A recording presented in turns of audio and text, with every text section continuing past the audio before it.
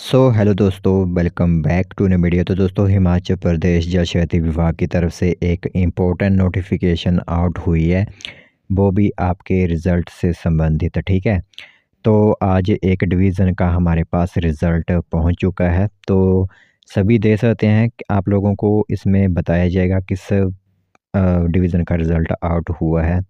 वहाँ पर PDF name wise list हमारे पास पहुंच चुकी है। तो जैसे कि आप लोगों को पता ही है कि लगभग अब हर एक डिवीज़न में जो है वो शेड्यूल हो रहा है इंटरव्यूज़ का, तो उसी बिहाफ पर आप लोगों के रिज़ल्ट भी आउट किए जा रहे हैं। तो जो भी कैंडिडेट यहाँ पर सेलेक्ट हुआ होगा उन सभी को कॉन्ग्रेचुलेशंस, चाहे वो पैरा पंप ऑपरेटर, फिटर या फिर मल्टीपर्पज़ वर्कर के लिए सिलेक्ट हुआ हो। तो जल शक्ति विभाग की तरफ से नोटिफिकेशन रहेगी आप लोगों के लिए। तो चलिए फिर बिना बस ज़ाय किए हुए जो भी इन्फॉर्मेशन आई हुई है वो हम आप लोगों को बताते हैं। तो दोस्तों, देख सकते हो ऑफिस ऑर्डर जारी कर दिए गए हैं गवर्नमेंट ऑफ हिमाचल प्रदेश जल शक्ति विभाग की तरफ से आप लोगों के लिए।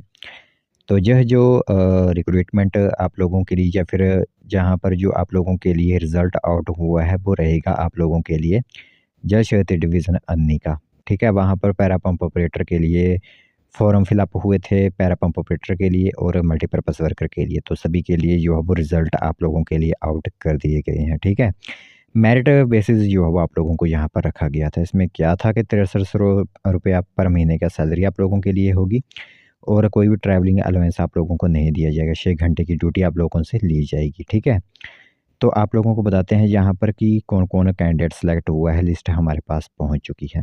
तो जो सबसे पहले रहेगा वो रहेगा जनरल कैटेगरी के लिए रिज़ल्ट।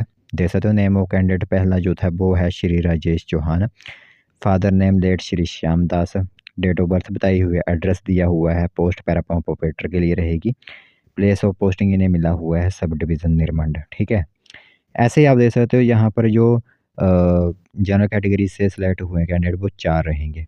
फिर एससी कैटेगरी के लिए सिर्फ एक ही कैंडिडेट सेलेक्ट हुआ है और ओबीसी कैटेगरी के लिए भी सिर्फ एक ही कैंडिडेट सेलेक्ट हुआ है। तो यह आप लोगों के लिए रिज़ल्ट हो गया पैरा पंप ऑपरेटर का अन्य डिवीज़न की तरफ से।